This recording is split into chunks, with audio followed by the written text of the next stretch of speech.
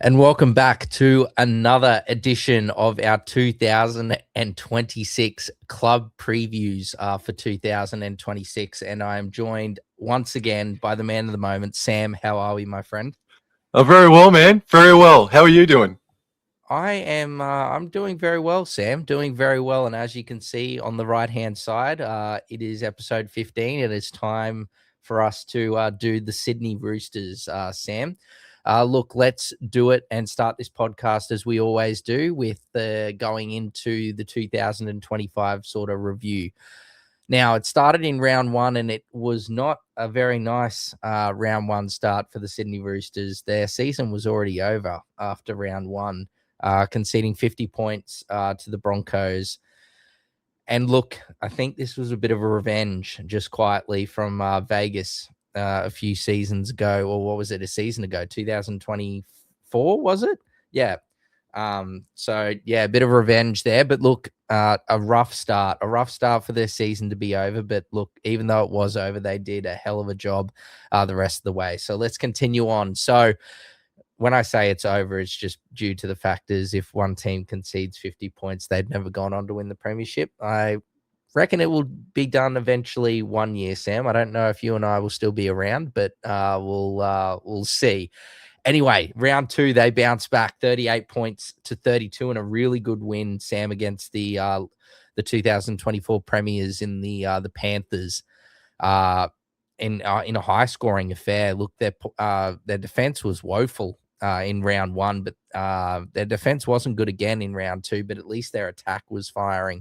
Don't know if that was due to the Broncos defense or what it was there, but they bounced back there in round two in a big win against the Panthers 38-32. They then moved to across the ditch to take on the New Zealand Warriors, and unfortunately they went down 14 points to 6 in a close affair, low scoring one as well.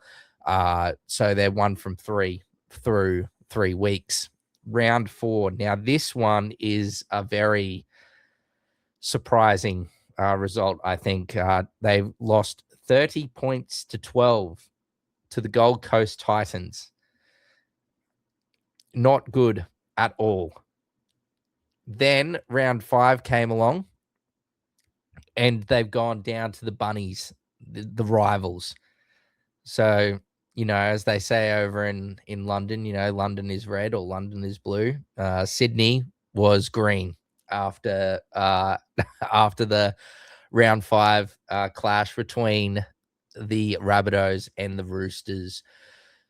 I think, Sam, just this is where I think we just want to stop and just have a little talk about this first 5 weeks. The Roosters have gone 1-4 to start the season, and they've had losses against the Rabbitohs and Titans, who did not finish inside the 8. Yes, they've lost to the Broncos. They beat the Panthers, but then lost to the Warriors. So 2 of those 3 teams were in the top 8, eventual top 8. But look, if we're looking after 5 rounds, the Roosters are down here in 16th position. So we did the Panthers last podcast. So if you haven't, or second last podcast, should I say, if you haven't watched that one, I recommend to go and have a look at it. But they've started just like the Panthers, Sam, 1 from 4. I don't think I could have predicted, just like I said, with the Panthers going 1 from 4. I don't think I could have predicted the Roosters going 1-4, considering both of their sides lineups. What were your thoughts on the start of the season, the first 5 rounds for the Roosters? Oh, mate, I contrast to you. I anticipated a slow start from the Sydney Roosters with no Sam Walker there at halfback, Chad Townsend and Sandon Smith being their starting halves inside the first 5 weeks. They did snare a very memorable, high-quality win against the Penrith Panthers in round 2. They were battered by injuries. I believe Mr. Taylor Lasalu started at prop in jersey number 17. They had injuries to deal with and whatnot, and they pulled out a victory, and they were competitive against the South Sydney Rabbitohs. But to be honest with you, man, I, at the start of the season, didn't have the Roosters in my top 8, and their start to the season, I was feeling pretty good about that prediction, even though there was a victory against the Panthers there. So I felt it was sort of par of the course, at least in my opinion anyway, Dor. To be honest, Sam, now I'm just thinking of my great memory, and I think I actually said on the All Out on this podcast, I said that the Roosters were going to miss the 8 in 2025. I was nearly correct. Unfortunately, though, they did make the 8. But yeah, I don't know. Like, Townsend's been there and done it before, Sam. He's obviously been up with your mob up in North Queensland, and then premiership winner at Cronulla. I think it was just maybe the combination and whatnot potentially just took a little while to click, and maybe Townsend, with the utmost respect, I love Chad, but unfortunately, I think he might have gone one season too many, because he didn't really have the greatest season, even in New South Wales Cup as well. So anyway, let's keep moving on. And look, it was a very rough start, Sam, but they got their revenge against the Broncos in round 6. Up at Suncorp, they took the Broncos down 26 points to 16 in a great victory for the Tricolours. The story for this one is that it was a Savala special. It was his breakout party, man. Yeah, no, big Hugo. He had an absolutely amazing 2025. But they got revenge against the Broncos. But the Panthers got revenge in a big way in round 7, putting on 40 points to 12, Sam. In a real bad drubbing. But thankfully for the Sydney Roosters, they responded with a drubbing of their own. They were able to take down the Dragons 46 points to 18 in the round 5. Is that the Anzac Day clash? That's the Anzac Day game, and this was a Sandon Smith special that day. Holy smokes. Yes. He was the Anzac medalist, Sandon Smith, and he was absolutely on fire. Just if you think of it now, it's just so weird that we're, going into this season with Savala not in the 17 most likely, or in the starting team, and Sandon Smith at the Hunter at Newcastle. So how time flies, and how how quick it can change for clubs and players moving around the competition. Anyway, round 9 came about, and they took down the Dolphins 36 points to 26 in a good affair. That was at Magic Round. I remember that one actually. That was a great game. James Tedesco, I think, was outstanding in this clash against the Dolphins. But when is James Tedesco not outstanding? Let's be real. He was absolutely outstanding the whole of 2025. Rightfully so, the Daily M medalist, Sam. Round 10, they got a bye. They had a week off, Sam. But oh dearie me. Unfortunately, the Roosters were one of these teams that didn't go too well in the week after a bye, and they went down to the Canterbury Bankstown Bulldogs in a good, close fixture, Sam. 24 points to 20. It was a great game. Great game. And look, we've seen it probably within the last month of these fixtures here. The Roosters then bounced back after defeat. Round 12 came along, and they put the sword to the Cronulla Sharks, Sam, in an absolutely high scoring affair in regards from the Roosters' point. Like we've seen here, Sam, they've conceded 50 against the Broncos. They conceded 40 against they've conceded 40 against the Panthers.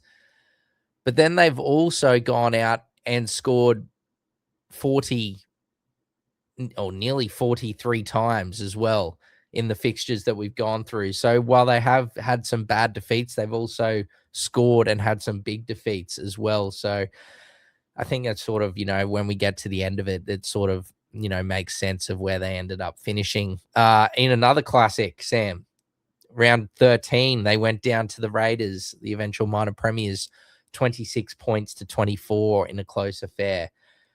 Then they had their second bye round in round 14. So I'm just going to stop here and let's have a look. So they were down in 16th position after round 5. And then we're looking at, what did I say? Round 14, did I say?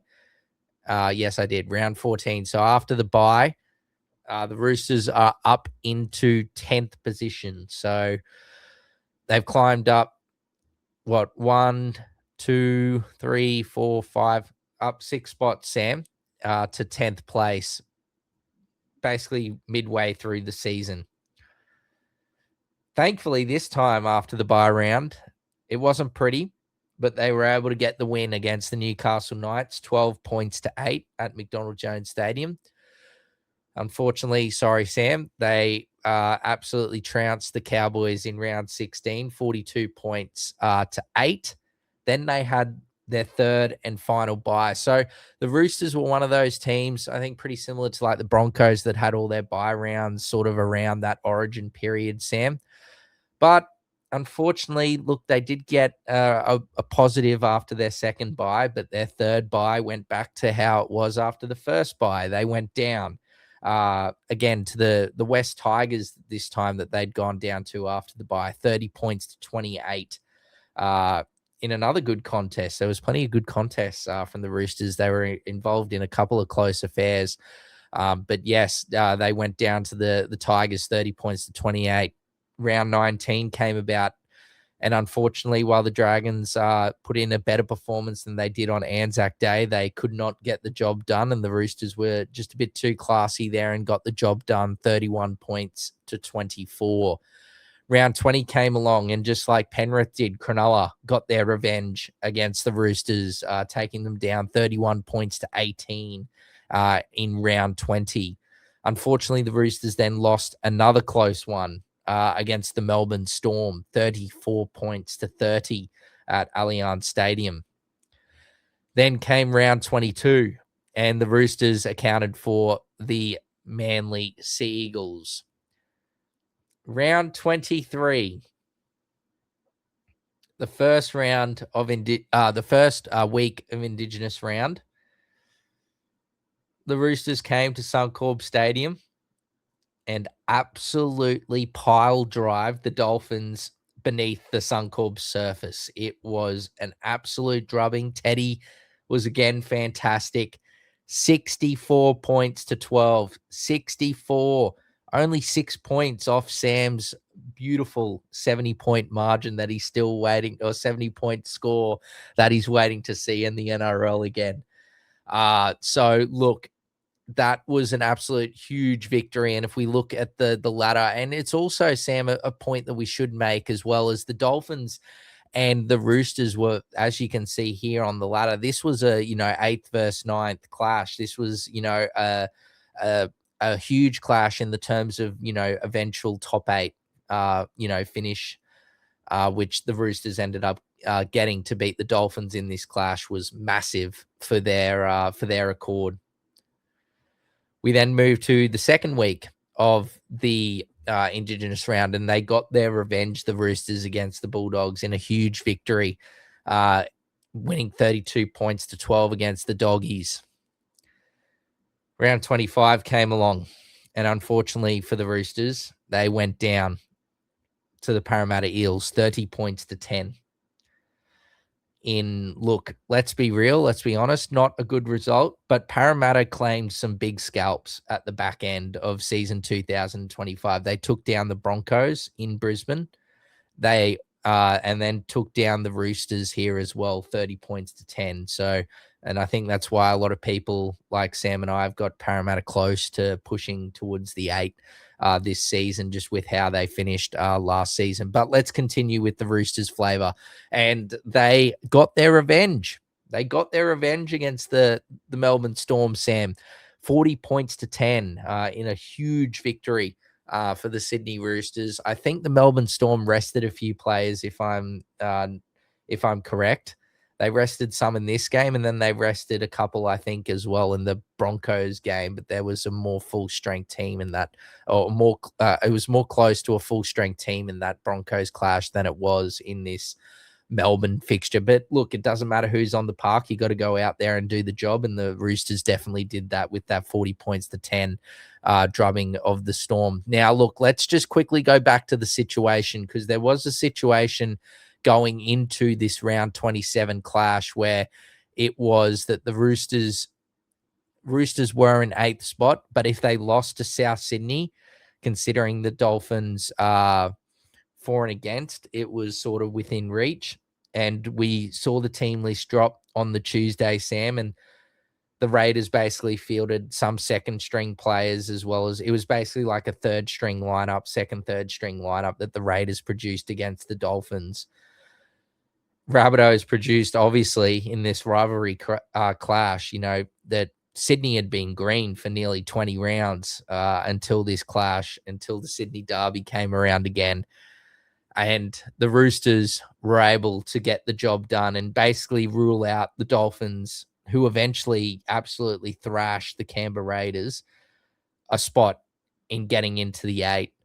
So the Roosters won 36-6 against the Rabbitohs in a convincing display to then make Sydney red for season 2025. So look, overall, considering, their season, it really ebbed and flowed. They scored a lot of points, but then they also some weeks conceded a lot of points. They also got a bit unlucky or a bit hard done by, I guess, or, a bit of luck wasn't on their side, I guess, because they lost a few, like a handful of close clashes as well. The Roosters did. Like, for example, that West Tigers game, 30-28, they went down, and there was numerous others as well, Sam. So I think overall, after that 1-4 start, after the first 5 rounds, Sam, I think it's a pretty, this is similar, not as special as the Panthers from where they came from, because I think they were a bit more poorer than the Roosters for a longer period of time.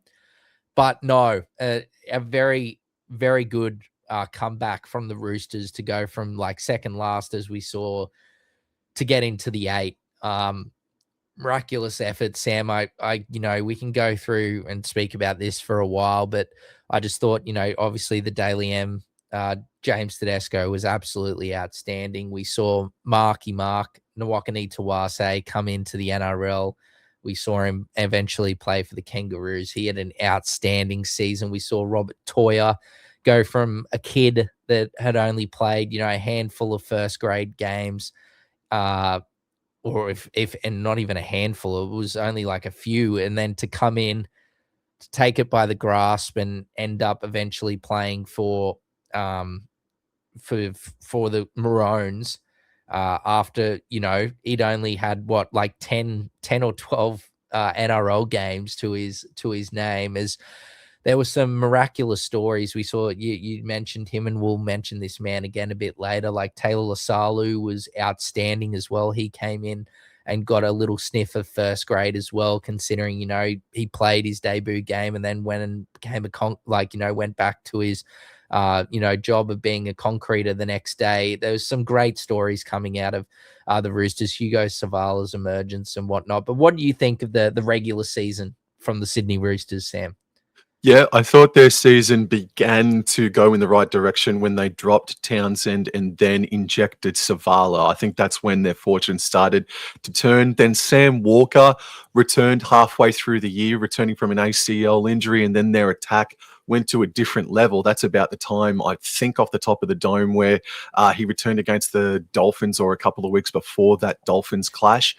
And it was a season where about halfway through, I started thinking, my prediction of them missing the top 8 is probably going to be wrong here. But that game against the Dolphins was a season definer for both of those teams. That was essentially, in the end, the top 8 eliminator. It was the difference in the end. They had a string of victories here and there. Like they beat Manly in Manly, they beat the Dolphins at Suncorp, and then they defeated the Bulldogs really handsomely. And then the next week they would lose to the Parramatta Eels, and the Parramatta Eels aren't a bad team. And you said before, they would lose these games to these clubs that were beneath them, and they did trounce the Melbourne Storm, but they were missing the likes of a Harry Grant and a Jerome Hughes, and so on and so forth. So, but as we're about to talk about, their great Achilles heel over the past 4 years, I would suggest, maybe a touch more, was their discipline with and without the ball. Their penalties and their errors would come back to bite them, and it really is the difference of whether or not they can make the top 4 or just stick in the bottom half of the top 8 every single year, seemingly, for the past 4 seasons, bro. But yeah, it was a year where halfway through you started to get intimidated by them, and then they would drop a game against a Tigers outfit, and then the next week would trounce a Bulldogs outfit. So it was an inconsistent season. However, considering the injuries that they had to contend with at the start of the year, the young players that came in and did a magnificent job for the Roosters, particularly against the likes of a Penrith Panthers and a Cronulla Sharks up at Gosford halfway through the year, their youth really, really stepped up. And I definitely think that every Roosters fan and Trent Robinson and the veterans of the Roosters were beaming with some pride, man, a lot of pride maybe, about the way that the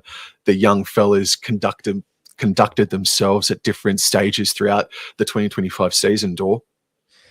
Yeah, like you just mentioned, I just got that up while you were talking there, Sam. The errors, the Roosters, yeah, worst in the competition by 11 to the North Queensland Cowboys there in for errors, and then handling errors. They were 23 worse than next best. That was the Cowboys again. So yeah, you touched on that. But like another thing as well as I did go into some of the star players and the big talking points, but another thing as well that the Roosters experienced in season 2025 was also some youth. Like I mentioned, Lasalu getting a crack, like Blake Steep, Fiketti. There was Mr. Ayalu as well, Benaya. There was a handful of Roosters players that got a really good go in season 2025, and that's going to definitely help them with their strong squad this year, as well as to why we've got them where we are. But let's move to the finals for the Roosters, and unfortunately they came up against the Cronulla Sharks, and look, considering leading into this, the Roosters were playing, they've put 40 on the Storm, yes, depleted, and then put a good score on the Rabbitohs. They were coming in, not red hot, but in some decent form. But then they went to the Shark Park, and unfortunately for the Roosters fans, their season came to an end against the Sharks. And I think I can't speak, obviously, I'm a Broncos fan, but I can't speak on behalf of Roosters fans, but I think they would be very utterly disappointed with how their team performed in this clash, because they did not turn up in this game at all. This scoreline was not reflective of the effort the Roosters put in. I thought that they were pretty poor. Look at the error rate. Yeah, 68% completion rate for the Roosters. What I was alluding to, Sam, like they would not be happy with that performance at all. Yes, they'd made a lot of errors throughout the whole season, and we just touched on that just before, but it was just such a, if they hold the ball here, if you're looking at the stats, it's very close in regards to the stats, but there's 5 extra errors, 5 extra opportunities that they've gifted the Sharks, and they were just unfortunately for the Roosters, the Sharks were able to take advantage of those opportunities, Sam, and that was all she wrote for the 2025 campaign for the Roosters. Sort of summed up that, inconsistent sort of year that it was. But overall, I think that they would be not chuffed, but I think they'd be moderately, happy, I guess, with just making the 8. But I think they'd be a bit disappointed.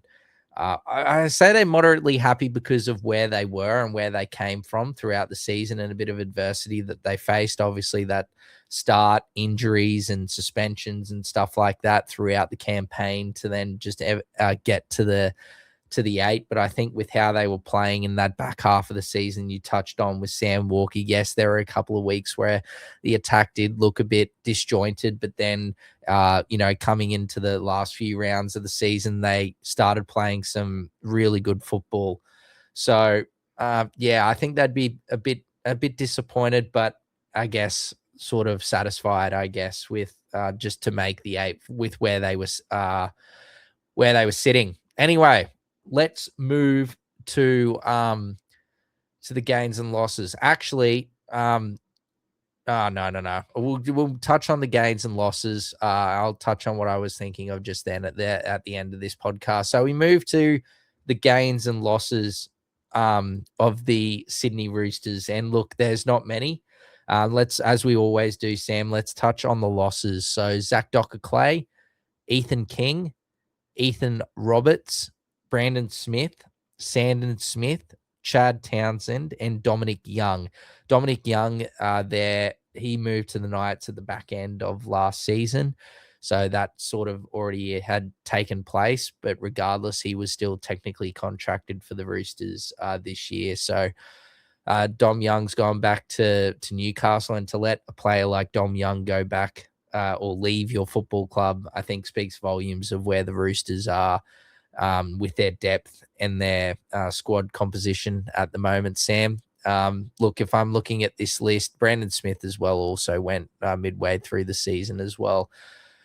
I think if I'm looking at this list, I think, obviously Dom Young's a bit of a loss, but they've got Tupu and Nwakani Tawase there. I think the one major loss, I think Sandon Smith, I thought he was exceptional when he got his opportunity. I don't even know if it's a major loss just because of the depth that the Roosters have and the gains that they've got in to replace them. But I think, look, Ethan King and Ethan Roberts of young footballers looking for an opportunity. So we wish them all the best at the Cowboys and Tigers. I'm sure Docker-Clay will feature at some point for Manly with his, work off the bench at dummy half. Brandon Smith, look, I love the cheese, but unfortunately in Roosters colours, he just did not thrive. Any At other all. year, he would be the biggest loss. But considering what happened last year, it's not a loss at all. He was a distraction at times last year. Yeah.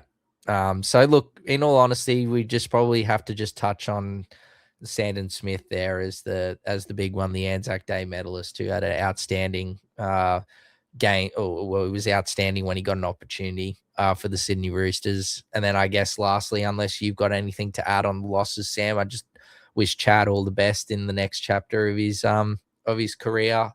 Spending time with his family, and he's got the Players Club with the golf, and I think he's got his own podcast and everything as well. So shout out Chad and wish you all the best. Look, didn't work out the Roosters, but regardless, still a NRL great regardless. Sam, anything you got to say? Anything else on the losses? No, nothing else. All right, let's move to the games because there's some good ones here, Sam. We'll leave the main one till last. All right. Cody Ramsey. Look, the Roosters have given him an opportunity. Sensational.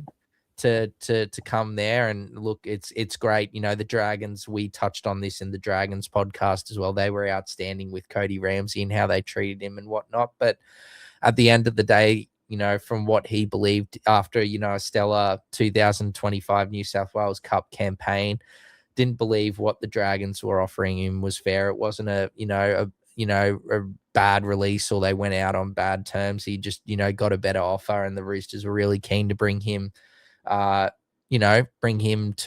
their club. So yeah, they've got him there, and he'll provide some more depth in the back line for them. I'd say, maybe if Teddy goes down, there's a chance that he could potentially come in at fullback. But look, regardless, a good depth signing, and considering all that Cody Ramsey's been through, I hope he has another great campaign and hopefully gets a bit of first grade this season. The other man, speaking of outside backs, Mr. Tommy Talau has come to the Sydney Roosters, and he'll provide some great outside back depth. To be honest, I probably have him as the first person to come in if there is an injury to or something to the outside backs. He can play in the centers. He can play on the wing. He was good. Look, he didn't have the greatest starts of his career. He showed a bit of promise at the West Tigers. He then went to Manly and was pretty good. Definitely he was very good in his first season. And then last season didn't get as much of an opportunity.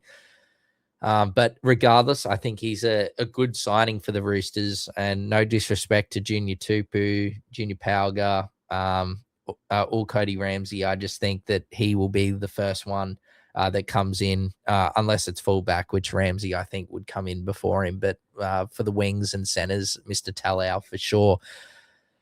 One a bit close to your heart, Sam. One you were very upset with losing, and I will like to get your thoughts on this matter, is one, Reece Robson, New South Wales hooker.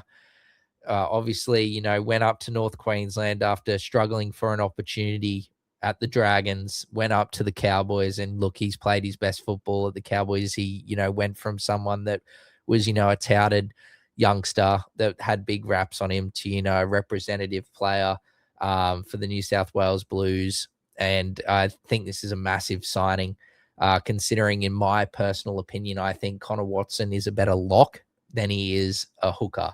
So, and look, regardless, I think Reece Robson's probably moving a lot of players out of the hooker position, maybe bar Harry Grant, maybe.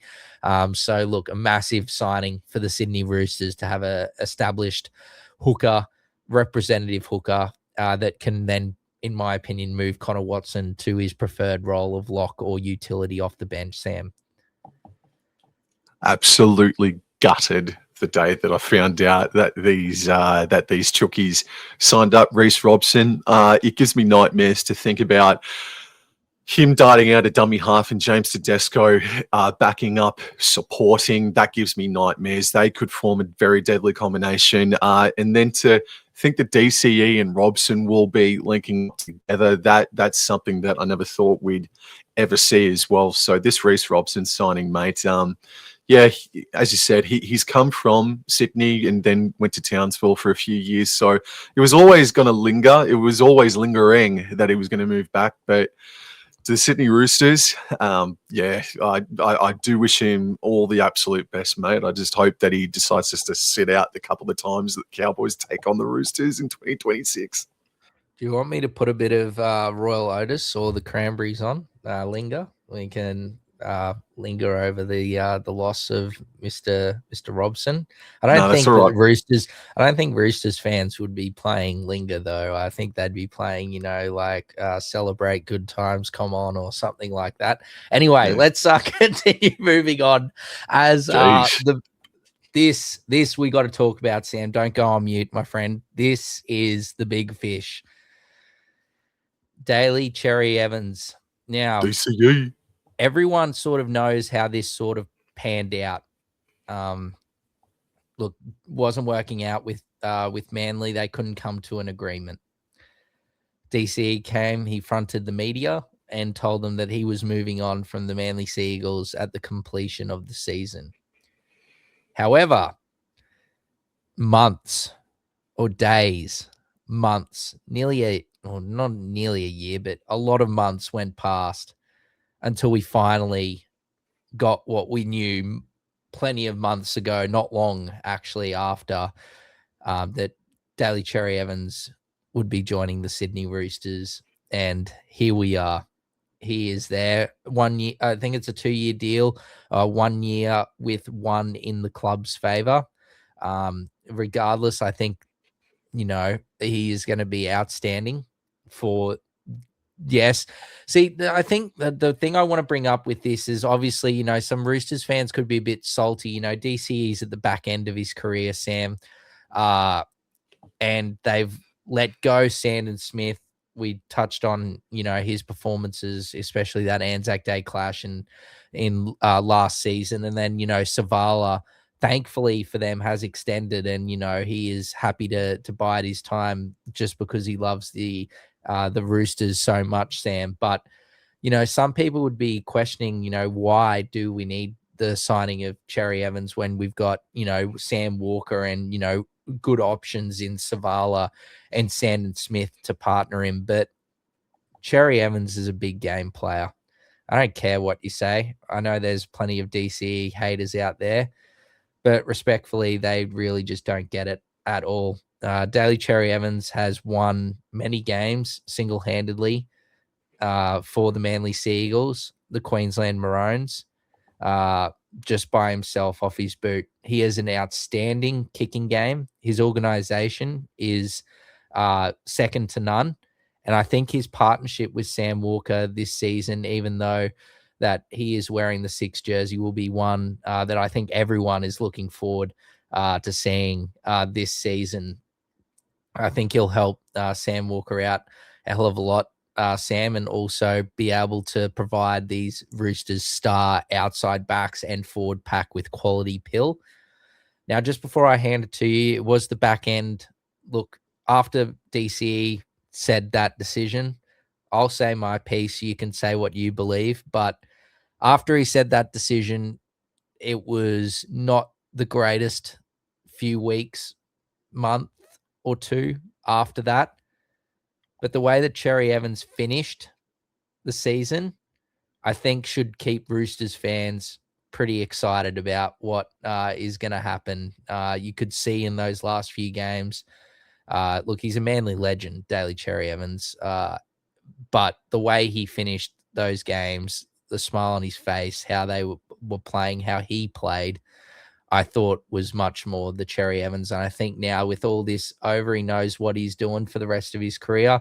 This will be his last contract, Sam. He's not signing anything after this. So, give it all this one season. And then if the club don't believe or he doesn't believe he can go around again, well, that's all she wrote. But as you'll see, Sam and I have got the Roosters doing very well this season. And I think Daly Cherry Evans is going to have an outstanding campaign for the Sydney Roosters in season 2026, Sam. Yeah, no, you stole the words right out of my mouth, bro. Cherry Evans was not in good form for a couple of months after he went on, I think it was 100% footy, and said he's already out the door before he even announced it. And then, it all lingered. And no, he wasn't in good form. But then the final 3 games of his Manly career were very, very strong. As you said, he's now got clear air in front of him. He's got a fresh location. He's got a fresh mindset, fresh jersey on, and he's going to be working with Sam Walker. And what is most dangerous about that is that even though I would assume, maybe you think differently, Walker's still going to wear the number 7. I would imagine it's still a little bit up in the air about what will happen, but it will undoubtedly, though, unlock his most dangerous attribute. Sam Walker will be running a lot more, and DCE will be doing a lot more of the kicking, despite him potentially wearing the number 6. So yes, that halves combo is going to be fascinating to see how it develops. Hopefully it can hit the ground running. Maybe we'll just have to be a little bit patient over the first few weeks. I think we'll see, but we don't know. DCE, look, the Roosters, they're kind of hoping for a Cooper Cronk 2.0 DCE coming from Manly, and can hopefully win a premiership for the Sydney Roosters. He can absolutely do it. And him being there is not only going to help Walker, it's not only going to help Savala, but there's just a couple of names in our train and trial and that it's going to help out magnificently, in particular one that we'll get to. But yeah, it was a pain for everybody for us to wait and hear every single weekend about the DCE conversation. When's it happening? When's it happening? But it finally came, and it's all systems go. And you'd have to be a very, very harsh critic of a Roosters fan to say that you're not completely excited by this signing for DCE, man. Last thing, Sam, I want to ask you, we're getting to the back end of these podcasts. Is the Daly Cherry Evans signing a top 3 off-season acquisition for a club? Yes. In the whole of the competition? Yes. Yep. Yeah, no, I think so too. I think it's a massive coup. And again, I'm not trying to be disrespectful to Manly, but the the situation that Cherry Evans finds himself in with the squad and the depth of the Sydney Roosters, it's a much better situation for in regards to, like you alluded to, if he's going to do the Cooper Cronk 2.0 and lead the Roosters to the premiership, that is more likely to win a premiership, with the utmost respect to Manly, with the Sydney Roosters and this team, Sam, in these last 1, maybe 2 years of his career. So anyway, speaking of DCE and mentoring young players like Mr. Rodwell on this list, Sam, let's segue beautifully into the train and trial list and development players for the Sydney Roosters in season 2026. My friend, the floor is yours. Oh, you bloody stole me thunder there, mate. But all right, no, we'll start from the very top. And mate, the more study that I did about this train and trial list, the more impressed I was. And the Sydney Roosters have been absolutely lambasted for the better part of 10 to 15 years about them always buying young talent instead of developing them through their junior roots system, or grassroots system, I should say. And I'll tell you what, bro, that is starting to lose a lot of steam over the past couple of seasons, because what happened last year for the Sydney Roosters is that they won the 2025 SG Ball Premiership, and their Jersey Flegg side, they finished about 9th or 10th, and their Harold Matts didn't go all too badly as well, actually. Let me just get that up. I've got the ladder here in front of me there. Harold Matt's team, they finished second. Well, there you go. So yeah, what they've been able to do is, while they've been there for a very long time now, it just feels like that it's starting to bear fruit, with the fact that they've been able to take away the Central Coast, Gosford, away from Newcastle, away from the Manly Sea Eagles. And that is a place where the Newcastle Knights and Manly Sea Eagles should have been dominating from the get-go, but they have failed in that aspect, and the Roosters have been able to call Gosford a second home, if you will. They've been able to take the best juniors from that location and been able to nurture it. So they do actually have a good junior nursery developing there at the Sydney Roosters. And I think the toxicity around the idea that they keep buying these young talents and they don't develop any juniors, I think it's losing steam more and more as the years go by over the, say, past 3 or 4 seasons. But that's my opinion, and that's how I think that they've been able to create such an impressive train and trial squad, because a lot of these players on this list did win that SG Ball Premiership last year. Now, this first name might be the successor to James Tedesco, if Tedesco chooses to retire at the end of the year, or whenever it might be. Rex Bassingthwaite, a fullback. He was the 2024 Harold Matts East's Player of the Year. He represented the under-18s Wallabies, and he is contracted until the year 2028. He will be part of the top 30 in 2027. There is enormous talk about this young man, Rex Bassingthwaite. I would not be shocked if he was donning the fullback jersey in round 1 next year, if Tedesco does in fact choose to retire at the end of the year. Reece Foley is the next name on this list. He has come down from Queensland. He was part of the North Queensland Cowboys for a little while there. And he plays half, is a former Queensland under-19s representative. He's not even 25 yet off the top of the dome. So he is someone that can learn a lot from DCE. The other name, Hugo Savala, unbelievably, he is on a train and trial contract in 2026. We all know about Savala. There was a chance there, or a hope, that Savala would be partnering Tom Dearden at the Cowboys. And pardon my graphic nature, mate, but I was having a couple of wet dreams that week when I found out about that news or rumor. My goodness gracious. He's got an absolutely enormous boot on him as well. Dor does too. Really like Hugo Savala. I really, really do. And it talks a lot about his character, that he's willing to just pump the brakes on his own career for a bit to learn under DCE and potentially get a premiership for the Roosters club over the next couple of years.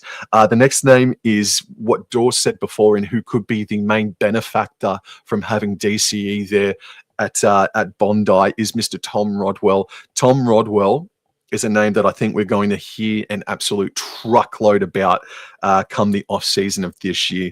Do I think that he will make his first grade debut this season? I don't think so. That is unless, of course, if, let's say, Sam Walker is chosen to play for the Maroons in 2026. But I don't think we'll see Rodwell this year, but I think next year, sound the alarms for Tom Rodwell.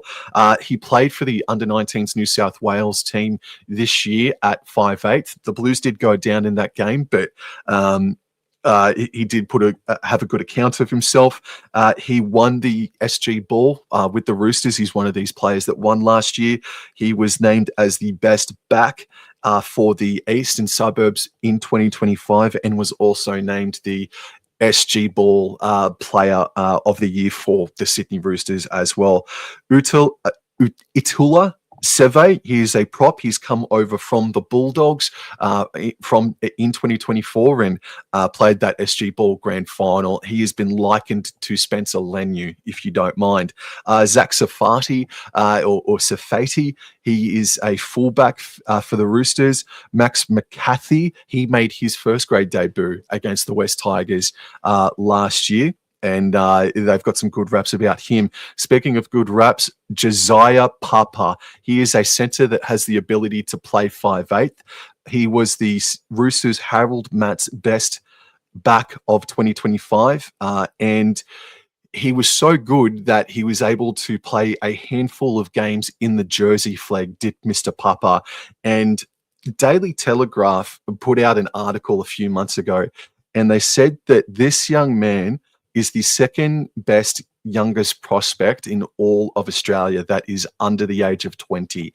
That is no small thing, man. That is absolutely massive.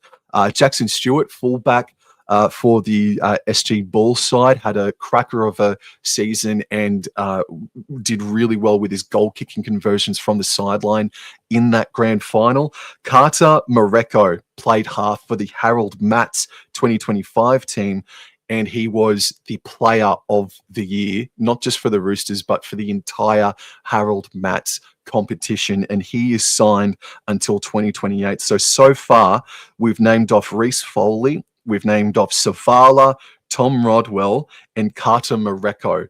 4 halves that has the opportunity to train and learn from or under DCE. Jackson Allen, a hooker. He will be, I imagine, the next in line to make his first grade debut, or be the next person to play at hooker if Reece Robson. We could see Jackson Allen this year. We could. It's an outside chance. He captained the SG Ball team to the premiership last season, and he played in the State of Origin under-19s game for New South Wales. I do think there's an outside chance we see Jackson Allen play at hooker, make his first grade debut sometime this year if Reece Robson and Connor Watson are both going to be selected for Laurie Daly's Blues.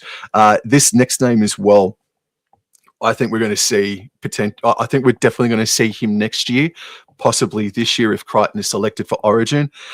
James Finnegan. James Finnegan has just about been the best player, the best young player at the Sydney Roosters for the better part of 2 years now. He plays second row. He was the Roosters' best player in the SG Ball in 2025 and was part of the premiership victory. And in 2024, he was the best forward for 2024 for the Sydney Roosters. So Mr. James Finnegan, I think we'll definitely see him in 2027, potentially this year. Just a couple more names to go. We've got Hayden Barton. He made his New South Wales Cup in 2024, and he plays second row as well. He only played 7 games in 2024, but in 2025, he played 20 games and averaged 100 meters every game, and he finished the year with a 95+% effective or tackle efficiency. So he hits and sticks, does this young man, Hayden Barton, in the second row. Darcy Smith, he is a 2025 Australian schoolboy. He was the best forward for the Eastern Suburbs SG Ball team, was a premiership winner for the SG Ball side as well. And finally, Eddie Kalis. Yes, if you're an old bugger like Dor and I, you recognize the name Kalis. He is the son of Nathan Kalis, former Parramatta captain and New Zealand Kiwis legend. And he also won the 2025 SG Ball with the Sydney Roosters whilst playing at prop. The more you look into this train and trial list, Dor, a lot of these men or young men have been nurtured in New South Wales. A few of them in the Central Coast, and man, this is one of, if not the most impressive train and trial list squad that we have seen, and we've just about done all of them. It is Generation Next. I think 2027, 2028 is when you're going to see the emergence of these young men. And if you don't see them in Roosters colours, there's a high potential that you'll see them play elsewhere across the NRL, because I think a lot of these players they've got serious futures in the NRL. But as far as for the immediate future, I am going to put some money down and say Jackson Allen will make his first grade debut this season. James Finnegan could be an outside chance, and so too could Rex Bassingthwaite. Of course, Tedesco would have to be selected for the Blues, but for the immediate future, Bassingthwaite, Jackson Allen, James Finnegan, and Tom Rodwell as well. But Tom Rodwell, probably more so for next year, but Roosters fans probably already know. But for those who don't, watch out for the name Todd Rodwell in 2027. And of course, Hugo Savala as well, who is in front of Tom Rodwell. But Dor, that's to me, that's a very, very impressive list. And their juniors, the Roosters do have a junior base now.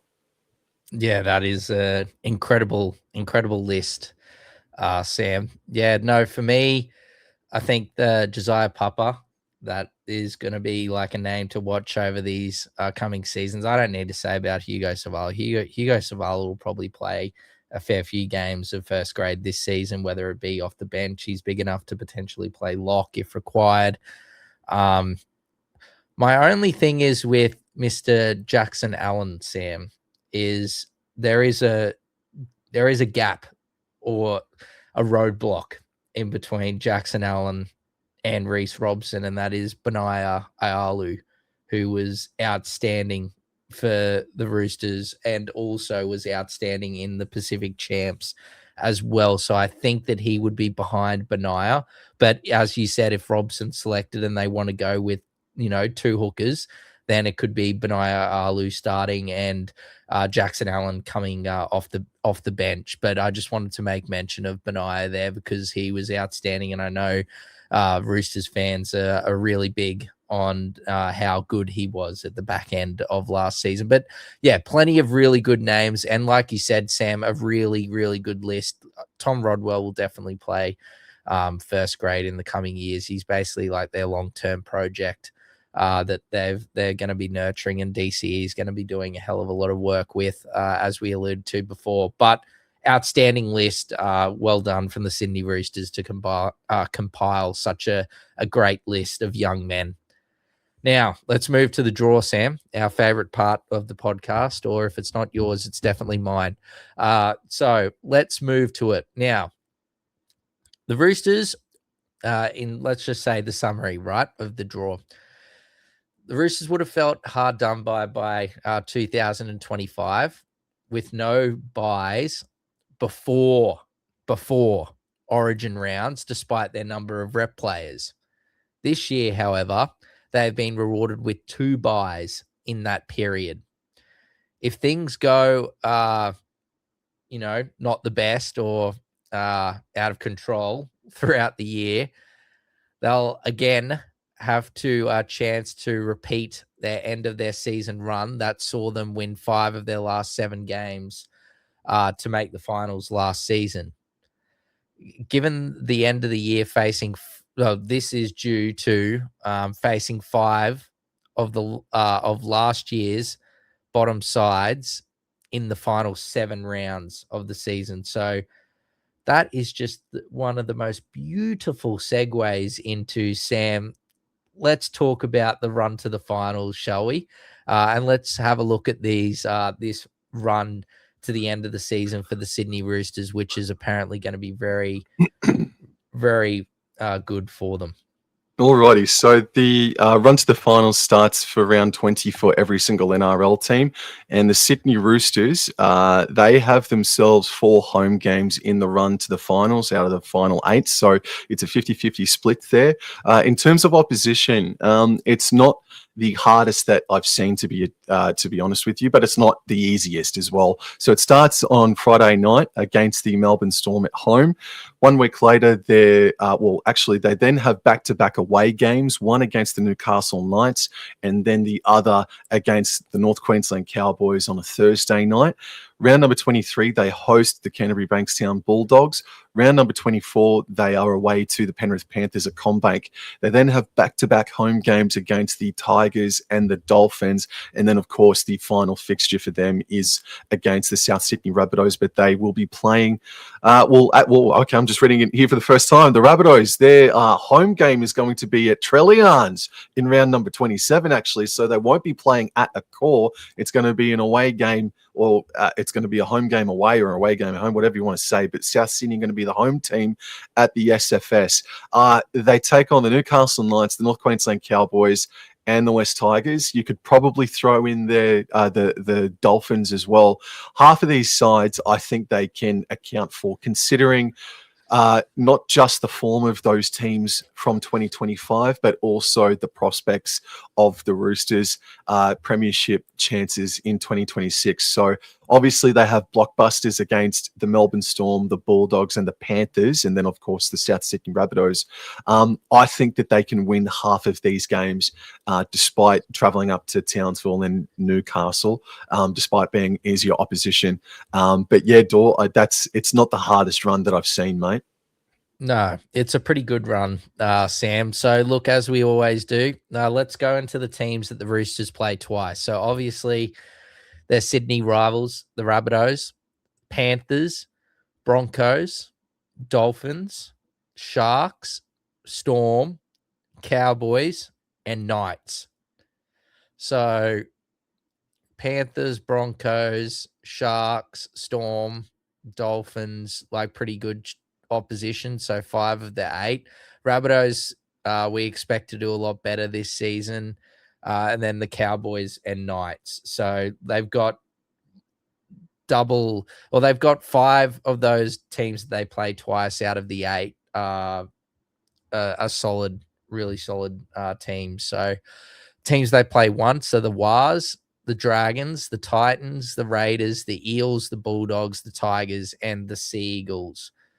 So not too bad. Their bye rounds are rounds 5, and then the 2 Origin ones that we just referred to before Origin in rounds 12 and 18, Sam. So look, let's give my final verdict, all right? So while it doesn't look too bad at first glance, there's a lot of hurdles for the Chooks that is obviously going to be spearheaded by Walker and the new signing DCE to jump over if they're to be serious title contenders.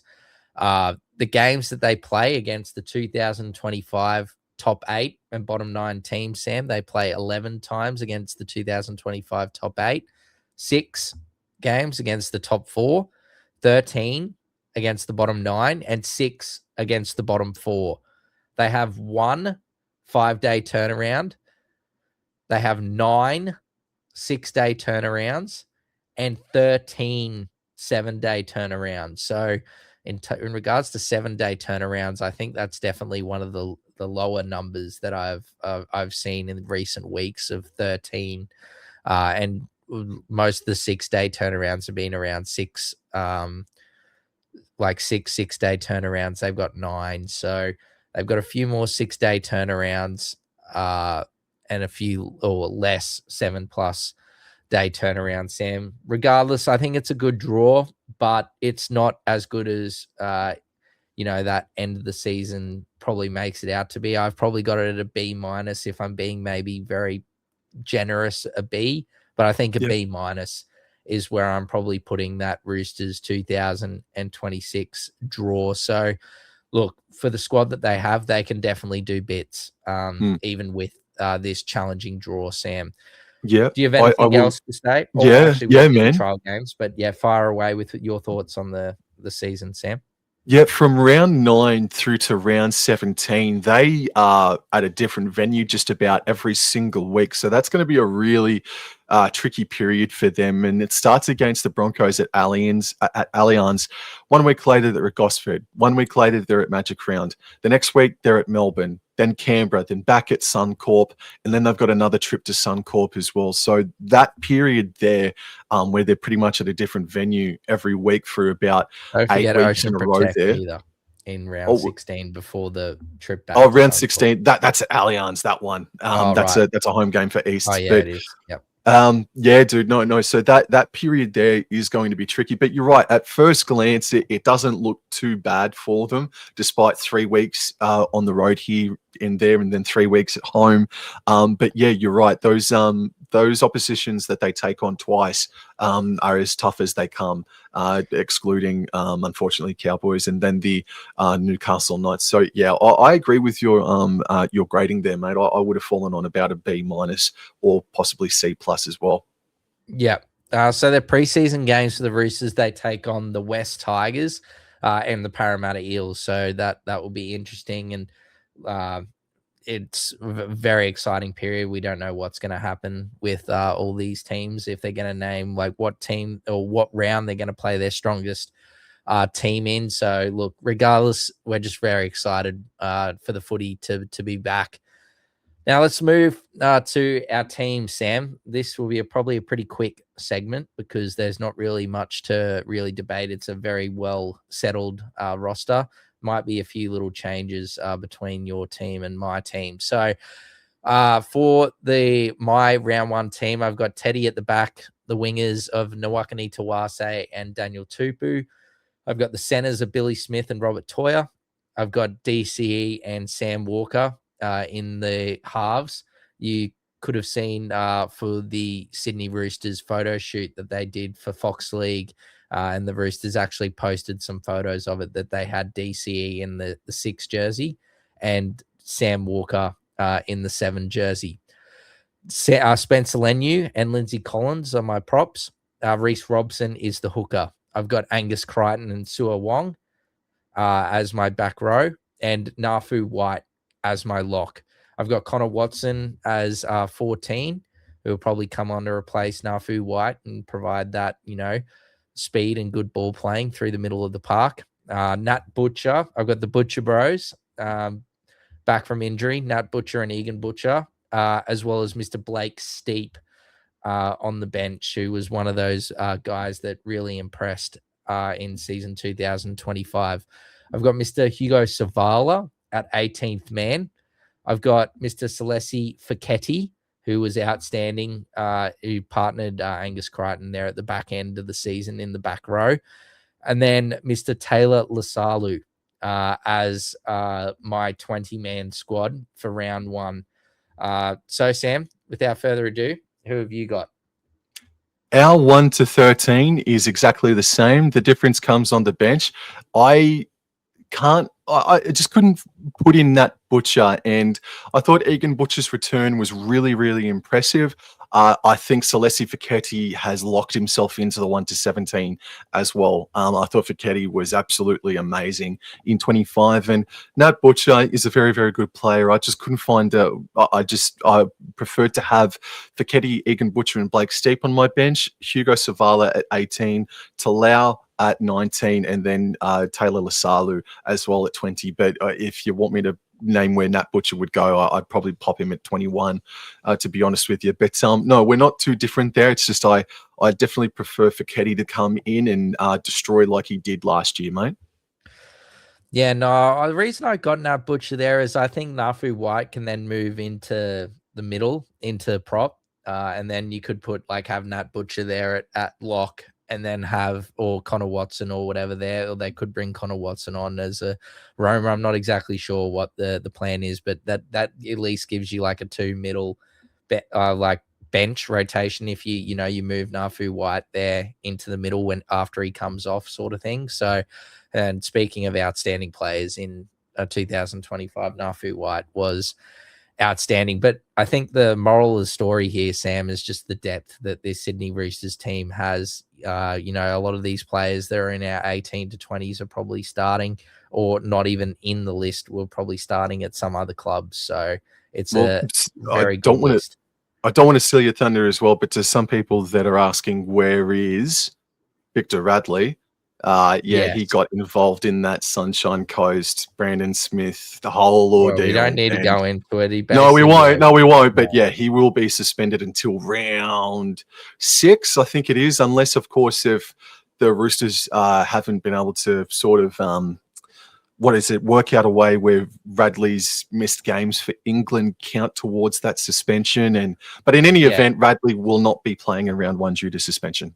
Yeah, it is round 6. It was originally round 11, but then they allowed the Ashes games to be counted due to he would have been named in that England squad, and they definitely could have used Mr. Radley in that game. So anyway, in that series, should I say. Let's continue moving on, and let's talk about our breakout player, the concreter, Mr. Lasalu. Look, he is came onto the scene absolutely firing. Concreter indeed. Yes. Ooh. So he played 6 games, Sam, in top grade in NRL in season 2025. He only had the 1 tackle break. But look at that tackle efficiency there. 101 tackles. He missed 1. So wow. His tackle efficiency is 99.02%. Fantastic. Averaging 65 run meters a game, which is, I think he'll improve with more opportunity this season. But it's going to be tough to get into this very stacked Roosters side. But look, just for NRL numbers, like that tackle efficiency is outstanding. One of the best I've seen. I know it's only a small sample size, but absolutely outstanding. Now he's played 34 games in the New South Wales Cup over the last 2 seasons for the Roosters. He played 14 in season 2025. Now his tackle efficiency is not 99 as it was with the in the NRL, but it's still 94.48% for a big body like him. Terrible. I think that is just awful. That is very, very good. But his run meters, given the extra minutes and the opportunity, has been very consistent over 100 meters. So look, especially around that origin period, Sam, or if there's a few injuries in the middle, Mr. Lasalu will definitely be featuring in first grade this season. And look, like it was sort of like we touched on, there was some players there that got an opportunity, and he definitely was one of them. He was Lasalu was actually also named New South Wales Cup Player of the Year in season 2024. And I think he's going to get increased minutes. I think you're on the same belief, Sam. That's why he's both of ours, of our breakout players, but he's going to get some more minutes and more opportunity in season 2026. I think like what you're looking at, Sam and I and our squads, probably lacked a bit of a bigger body, and, Big Lasalle, who can definitely fill that void.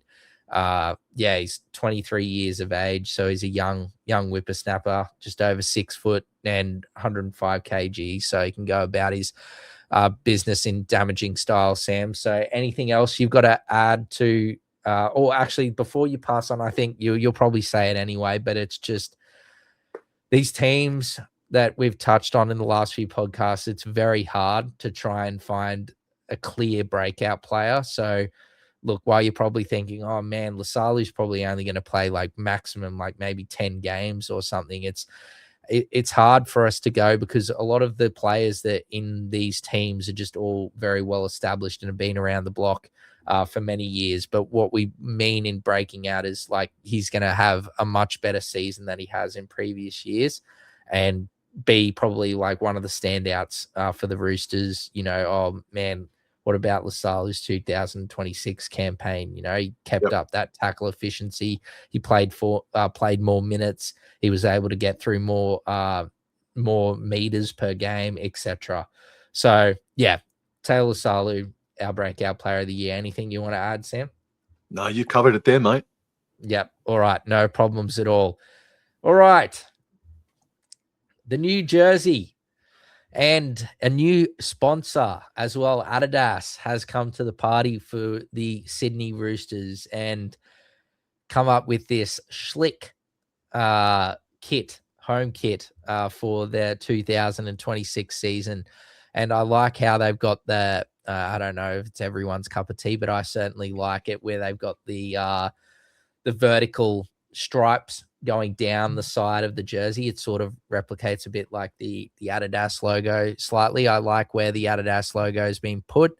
I actually love the whole the color scheme and everything. If I have to be picky, the sponsor integration as well is really good as well, in my opinion. Like that BYD, nice white, and the jerseys and sponsors on the side and whatnot, either white or like the Adidas logo, that navy blue.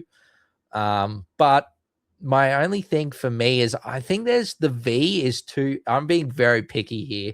The V to me is too big. Like the amount of white on the V, I think is too big. I like where the V comes down, unlike the Bulldogs one. I like where it comes down, but I think maybe even just have like a bit of that red drop a bit further and not as much of white on the V, but that's very, very, very particular. Otherwise, look, I like the jersey, Sam. Yep. But my questions is where the hell is the away jersey? Like, Yep. are they? There's nothing on the store. Are they running the same one as last year? Like, I don't know because it's a new sponsor. I assume it's new kit manufacturer. So should I say not sponsor? I'd assume it's a whole new jersey. Like, but we still haven't seen it, and we're like a month away, so I don't know exactly what's going on. Are they just rocking this jersey for the whole season? There's no away jersey. Like, I'm not sure, but regardless, I think it's a quality, very nice home kit, Sam. Yeah, no, I like it too, and yeah, it's different, isn't it? But it's not Yeah. really. It's very it's new, man. I agree with you. Maybe it's not so much that the V is too low, but maybe there's just a bit too much white. It's just a little bit too thick on the white, bro. The red lines as well, very cool, bro. I really like that touch there from the Roosters. So it's not often you'll hear Dor and I compliment the Roosters jersey, but I think this is a very, very solid kit. At least a home kit. Looking forward to seeing what they do for their away kit. I would also assume that their Anzac jersey will be their sky blue Anzac jersey as well, like they do once every couple of years or thereabouts, man. So I really like it when they do that anyway. That's my point. But no, good jersey, man. Good jersey. Similar color probably to that one there, as you can see, and the training kit, and they've put out some really fire training merch as well. Adidas has for the Roosters. They've got some nice throwbacks and whatnot. I know a lot of Roosters fans are really raving over the Adidas range thus far. Anyway, it is here, and as you can see, Roosters fans, Sam and I are very high on your mob in season 2026. We have them both. We both have them finishing in the top 4. I don't really need to say much here compared to I really go on a real ramble on some of the other clubs. I think it just speaks volumes of the list that the Roosters have got. They've added a quality player like Daly Cherry Evans, a man that's done it many a time before for club and state. To add someone like that into your side, they gave young players an opportunity. Their depth is outstanding across the board, really. Like their depth is actually outstanding, whether it be in the forwards, the backs, the halves, etc. Man, I just think, you've got the best player in the competition. I think is going to have another great year in James Tedesco. King Ted, as they call him, out at in Roosterland. Look, I think that it's an easy top 4 for the Roosters. I know the draw's a bit difficult, but it's not a Penrith Panthers E grade type draw. Quality team, quality list, great depth, great players.